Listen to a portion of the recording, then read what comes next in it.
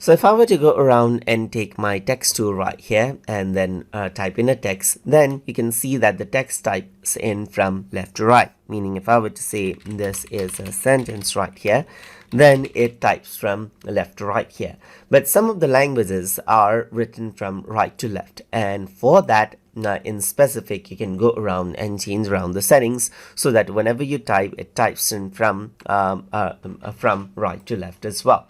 So to do that, I'm going to go around under settings, and here you can see that RTL, that is right to left language, can be enabled.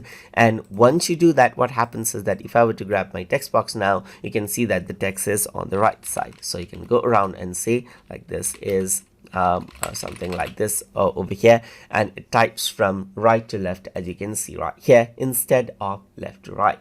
So that is how you can enable the RTL language or right to left language inside of Vectr. So hope you guys learned something as always, and as always, please like, comment, share and subscribe.